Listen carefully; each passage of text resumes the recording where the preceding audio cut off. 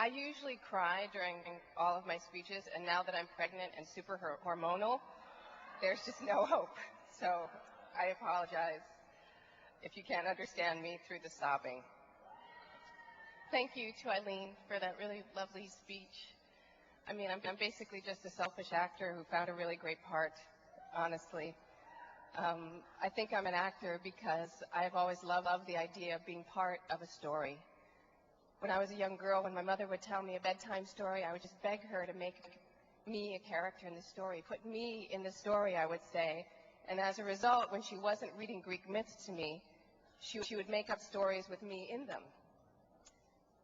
Jenny walked through the forest, Jenny fought dragons, and in another more practical story, Jenny always counted her change when she went to go buy milk from the store.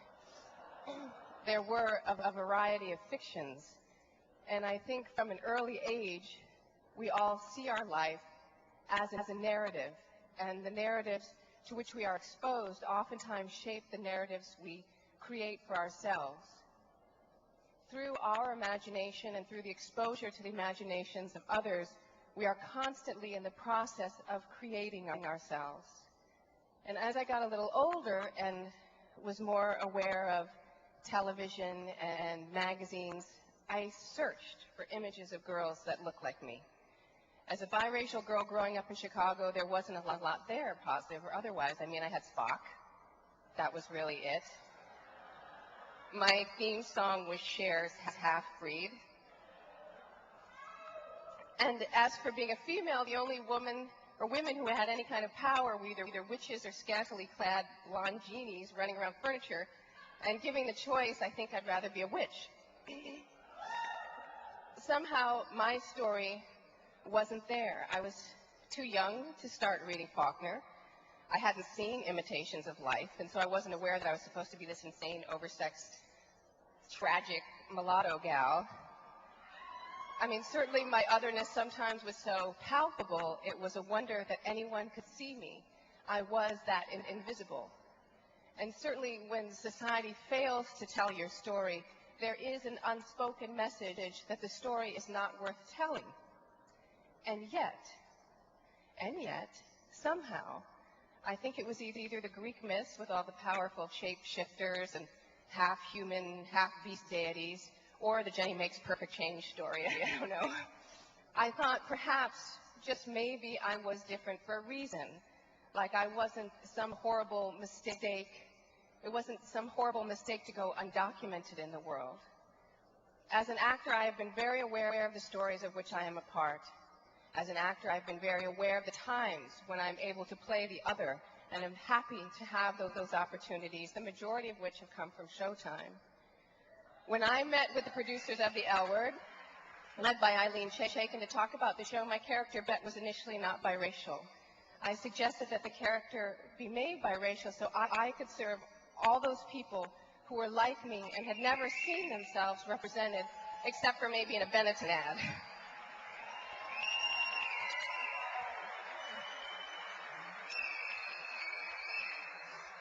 Eileen embraced the idea because she is that kind of spirit. She knew that I, too, wanted to feel a sense of belonging, not just belonging in a corporate sense, but belonging in a true sense, both as an individual and as a part of her story. I am honored to be part of Eileen's stories week after week, and grateful that we have people like Rose Trochet and A.M. Holmes to help tell those stories. The notion that I am part of a narrative where I can offer up some sort of mirror, however imperfect, to someone who may have never before seen themselves represented, is very exciting. To know that you exist, and then to know that you exist in a larger, beautiful context, and then finally to know that we all exist as one larger extended group, is very fulfilling. To elucidate those connections that lead us all into the state of belonging to the family of humanity is one of the things that the L-Word strives to accomplish. To love, to love, to love, even when you think the heart is exhausted by anger and fear and hurt and disappointment. To love, even when you want to strangle the person who thought overhead lighting in a maternity store dressing room was a good idea.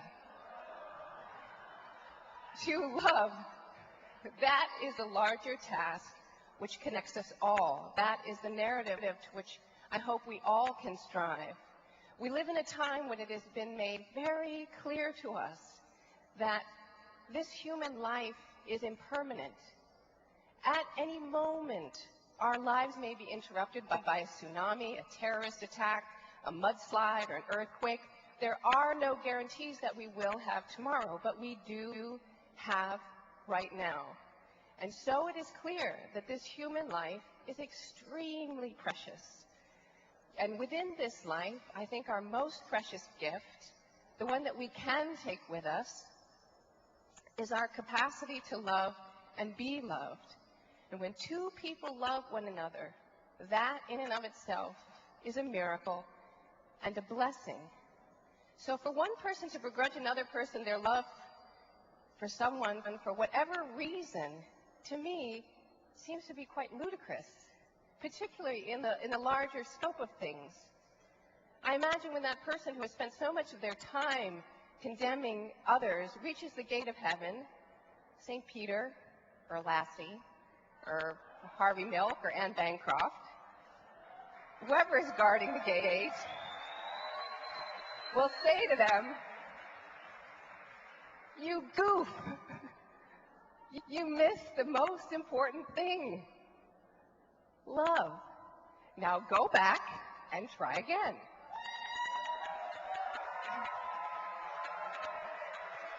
Love is large. Love defies limits. People talk about the sanctity of love. Love is, by definition, sacred. Not some love between some people, but all love between all people.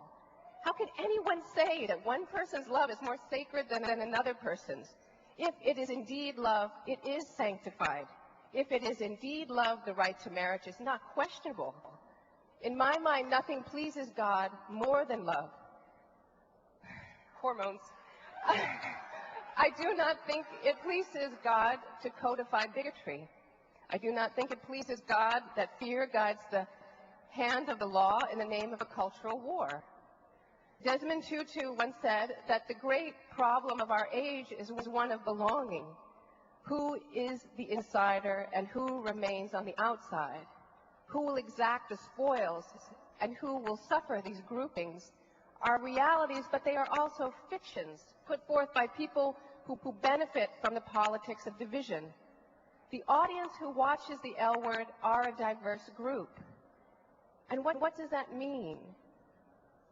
Despite all the shameful efforts to divide this country over issues like who gets to choose, who gets to call themselves a patriot, and who does not, and who gets to marry, and who does not, people, not just gay people, not just horny hetero guys, but a lot of people are interested in stories about a group of lesbians in West Hollywood. And in those stories about a group of lesbians in West Hollywood, people recognize their own humanity, and therein lies the power and potential beauty of television.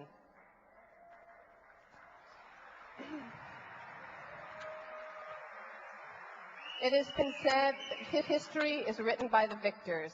I take that to mean we can make ourselves victorious by writing and then rewriting our own stories. And in a country and culture so dominated by media, by the manipulation of words and stories, telling the tales of people whose stories historically have not been told is a radical act, and I believe an act that can change the world and help rewrite history. Imagine if all of our stories were told. Like the chart on the L Word, one day all the narratives would intertwine and we would discover the power of our collective imaginations, and we would see that to be victorious is not to have won simply for your own sake, but for the sake of others. Thank you so much to GLAAD for this award and for their fine work and for their encouragement and support. Good night.